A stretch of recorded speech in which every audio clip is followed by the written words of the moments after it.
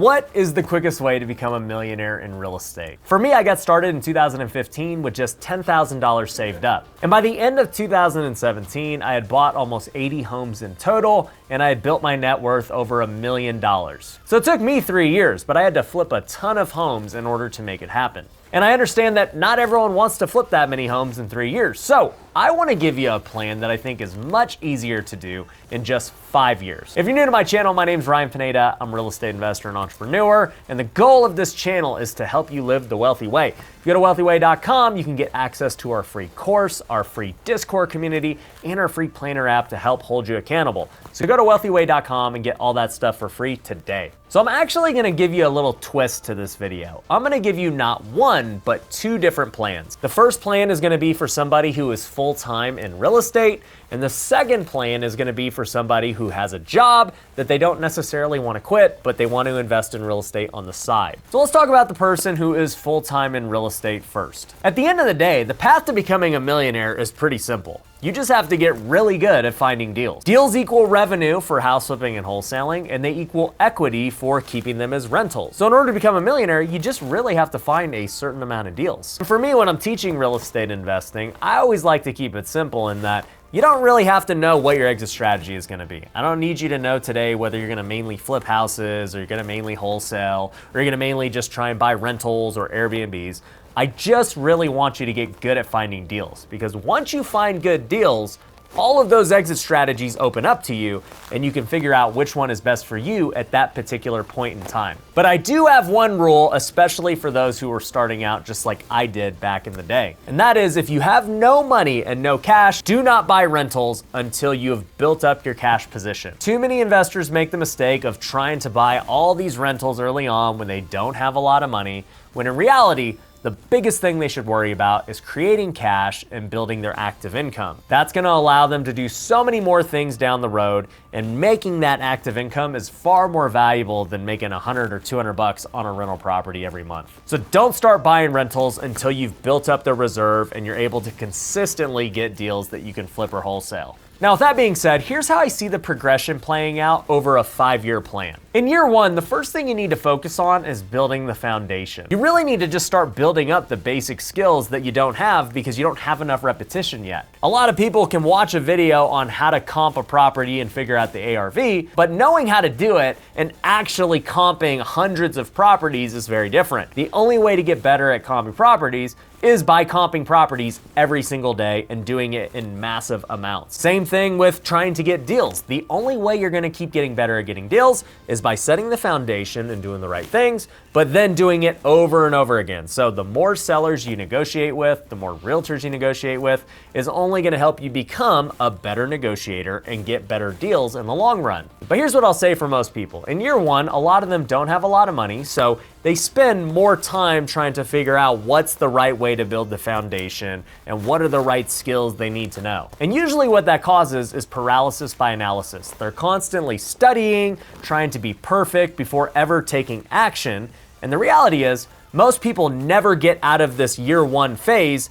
Instead, they just stay in this for years 1 through 5, and they end up doing nothing. So here's what I'm gonna say. If you wanna give yourself the best chance of becoming a millionaire in 5 years, you've got to set the foundation in year 1 so that you reap the rewards in all the subsequent years. You can't waste your time figuring it out and then finally getting the foundation in year 3 or year 4 and then starting to get progress. It's gonna take you longer doing it that way. So for me, this is biased, but it is absolutely true. I think in year 1, you just have to join our Future Flipper coaching program. And this is not a sales pitch. I'm literally telling you what I have seen in our own students in my own life. At our last event, we recently gave out our 7-figure awards to anybody that made over $1 million in the last year. And as you can see by this picture, we had the whole stage full, and that was not even everybody. Those were just the people who actually made that event. There was a whole bunch of other people who qualified and won the award. And every single person you see on that stage made over $1 million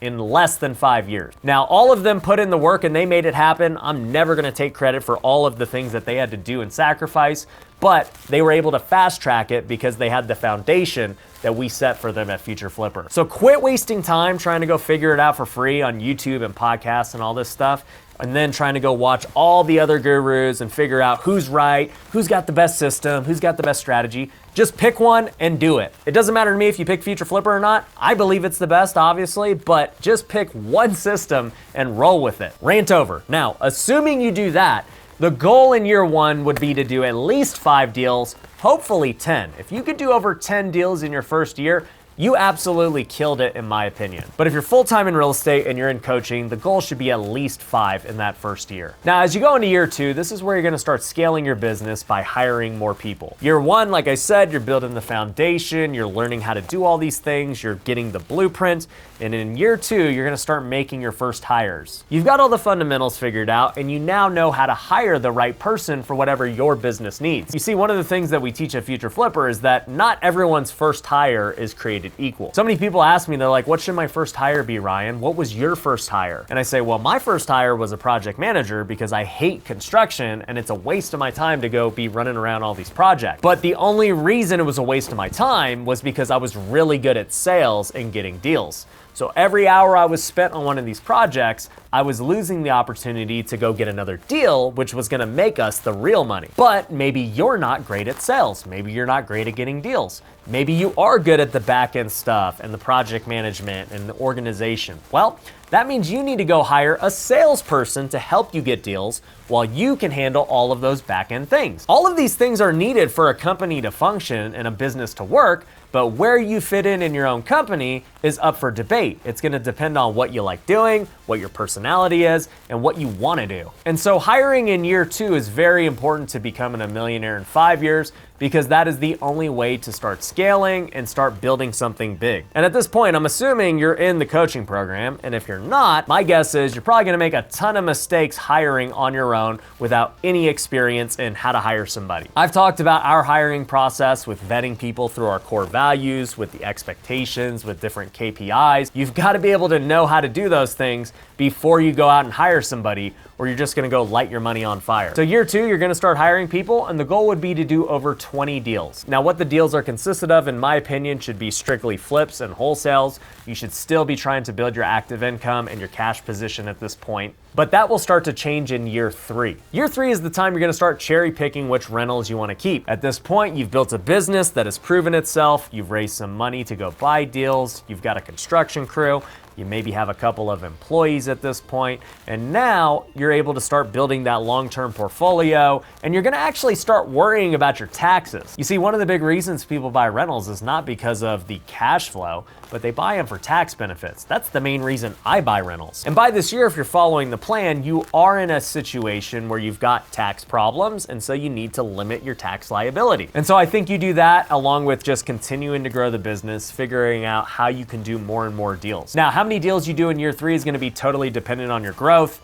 If you find a way to go do 50+ deals like I did, it's very likely you're already a millionaire by year 3. But let's just say that you have conservative growth and you do 20+, maybe 30+. That's gonna lead you into year 4, where you're pretty much doing the same thing. You don't need to reinvent the wheel at this point. You need to just continue to have your business running, pumping up deals, cherry picking which rentals you wanna keep, and it's really more of the same. It starts to get boring at this point. And there's a funny quote I've heard from rich people. They say, once business starts to get boring, it means you're probably making a lot of money. And so that's good. We should strive to make our business so automated that we're sitting here as owners like, what should I do? I'm pretty bored. Why do you think that I start so many new businesses and do so many new things? Because I figure out how to automate all these different businesses, and then I say, man, what do I do? Like, there's no need for me in any of these businesses. We've already delegated and hired the right people, so what else can I do with my time? What other new products or things can I create? And this is hopefully where you're at in years 4 and 5. In year 5, you should start delegating yourself out of the business where you're not really involved at all. It's not necessarily about doing so many more deals unless that's what you really want to do. But for me, I would be figuring out how can I remove myself so I can go start doing some other things, or start spending more time with my family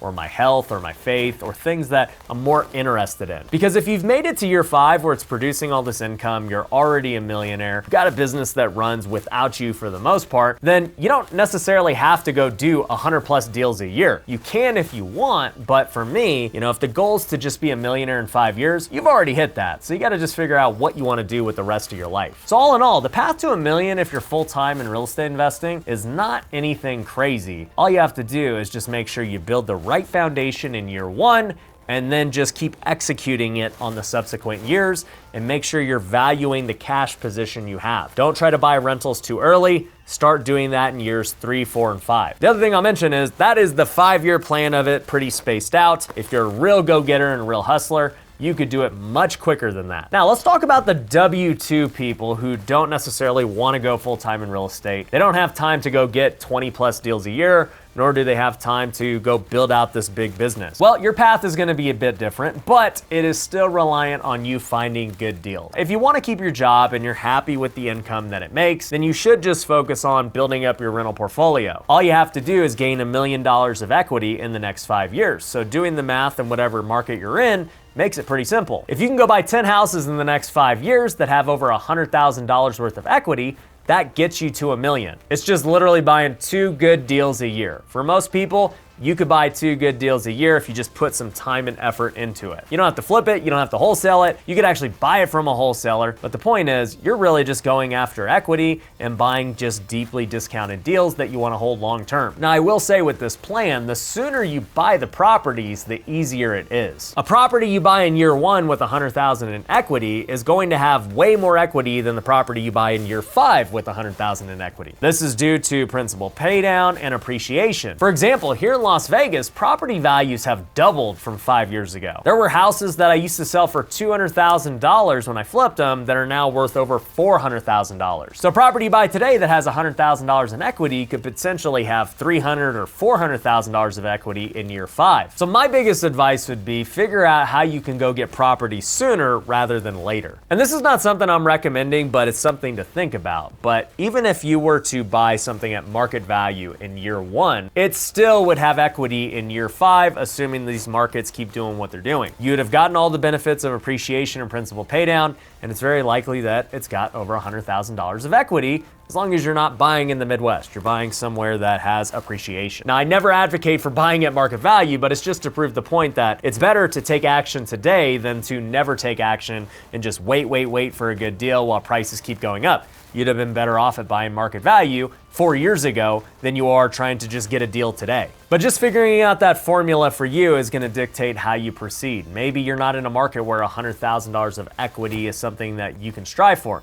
Maybe you're going after $50,000 of equity. Well, that means you gotta just buy twice as many properties.